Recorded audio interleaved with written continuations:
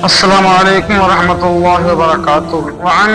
جندب القصری قال قال رسول اللہ صلی اللہ تعالی علیہ وسلم من صلى صلاة الصبح فهو في ذمة الله فلا يطلبنكم الله من ذمته بشيء فإنه من يطلبه من ذمته بشيء يدركه ثم يكبه على وجهه في نار جہنم، رواہ مسلم۔ حضرت گرامی حضرت جندب قصری رضی اللہ تعالیٰ عنہ سے روایت ہے، فرماتے ہیں کہ اللہ کے رسول صلی اللہ تعالی وسلم نے ارشاد فرمایا کہ جس نے فجر کی نماز پڑھ لی وہ اللہ کی امان اور اس کی ذمہ داری اور پناہ میں آ گیا۔ تو چاہیے کہ اللہ تعالیٰ تم سے اپنے ذمے کے بارے میں کسی چیز کے متعلق بھی باز پرس نہ کرے، کیونکہ جس سے بھی اللہ تعالیٰ اپنے ذمے کے بارے میں باز پرس کرے گا اسے پا لے گا، پھر اسے الٹا کر کے منہ کے بل جہنم کی آگ میں ڈالے گا۔ اس حدیث پاک کو امام مسلم نے روایت کیا، یعنی مسلم شریف میں یہ حدیث پاک موجود ہے۔ حضرات گرامی، مفہوم حدیث یہ ہے کہ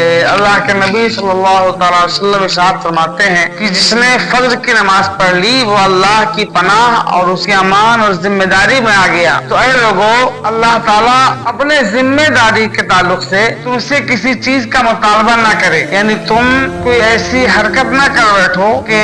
جس سے اللہ تعالیٰ کی پناہ اور امانت میں خیانت لازم آئے۔ مثلا تم نے کسی نمازی آدمی کو تکلیف پہنچا دی جو صبح کی نماز ادا کر کے آیا ہے اور وہ اللہ کے امان میں ہے، اللہ کی پناہ میں ہے، اس کی ذمہ داری میں ہے، اور کسی نے اس نمازی آدمی کو جس نے صبح کی نماز ادا کی ہے تکلیف پہنچا دی، تو اس نے اللہ کی پناہ میں رہنے والے شخص کو تکلیف پہنچائی، اللہ کی امان میں رہنے والے شخص کو اذیت پہنچائی، اور اللہ کی امانت میں گویا کہ اس نے خیانت کیا۔ تو ظاہر سی بات ہے جب کوئی اللہ کی پناہ میں آنے والے شخص کو اذیت پہنچائے تو گویا کہ اس نے اللہ کو اذیت پہنچائی، اللہ کی امانت میں خیانت کرے تو اللہ کی ناراضگی کا ذریعہ بنا۔ تو ایسے شخص کو اللہ تعالیٰ پکڑے گا اور آقا فرماتے ہیں پھر اس سے منہ کے بل اونڈھا لیٹائے گا، منہ کے بل اونڈھا کر کے جہنم کی آگ میں ڈال دیا جائے گا۔ لہذا کسی بھی نماز پڑھنے والے مسلمان کو اذیت نہ پہنچائی جائے۔ آقا فرماتے فلا یطلبنکم اللہ من ذمتی بشیء،